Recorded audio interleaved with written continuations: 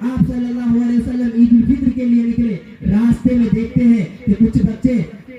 خرید و فروخت کر رہے ہیں اور ایک بچہ ہے جو تنے تنہا اکیلے بیٹھے ہوئے ہیں اور وہ زاروں قطار رو رہے ہیں۔ اللہ کے نبی صلی اللہ علیہ وسلم دیکھتے ہیں کہ یہ کیا ماجرا ہے، کچھ بچے کھیل رہے ہیں، کچھ بچے خرید و فروخت کر رہے ہیں اور ایک بچہ جو تنے تنہا اکیلا وہ رو رہا ہے بیٹھ کر۔ اللہ کے نبی صلی اللہ علیہ وسلم ان سے قریب ہوتے ہیں، وہ لڑکے سے قریب ہوتے ہیں اور اللہ کے نبی صلی اللہ علیہ وسلم کہتے ہیں کہ اے لڑکا تم کیوں رو رہے ہو، کیوں رو رہے ہو، آج تو عید کا دن ہے۔ اللہ کے نبی صلی اللہ علیہ وسلم سے وہ بچہ کہتا ہے کہ اللہ کے نبی، وہ جو بچے خوش ہیں، وہ جو خرید و فروخت کر رہے ہیں، ان کے تو والد بھی حیات سے ہے، ان کی ماں بھی ہے، ہمارے والد تو حیات سے نہیں ہے،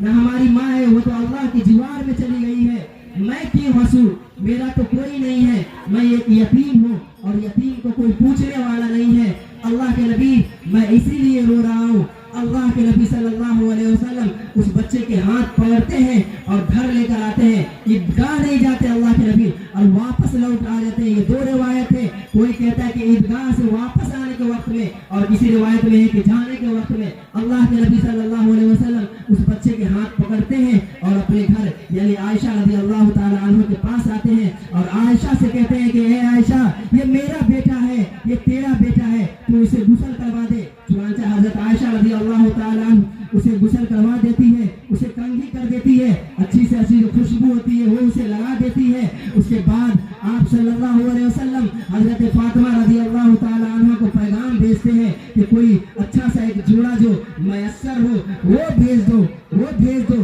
حضرت فاطمہ رضی اللہ تعالی عنہ ایک بہترین جوڑا جو حضرت حسین رضی اللہ تعالی عنہ کا ایک جوڑا ہوتا ہے وہ بھیج دیتے ہیں۔ آپ صلی اللہ علیہ وسلم خود اسے پہناتے ہیں اور اسے سرما لگاتے ہیں اور جب وہ تیار ہو جاتے ہیں پوری طرح سے تو آپ صلی اللہ علیہ وسلم ان سے دریافت کرتا ہے کہ بیٹا آج سے تم یتیم نہیں ہو، میں تمہارا باپ ہوں، عائشہ تمہاری ماں ہے، فاطمہ تمہاری بہن ہے، بیٹے آج سے تم یتیم نہیں ہو۔ تم بتاؤ جب تمہارے والد حیات سے تھے تو تم کس طریقے سے عیدگاہ جاتے تھے؟ اس بچہ کا جواب ہوتا ہے کہ اے اللہ کے نبی صلی اللہ علیہ وسلم، جب میرے والد زندہ تھے اور وہ حیات سے تھے، جب مجھے عیدگاہ لے کر جاتے تھے تو میں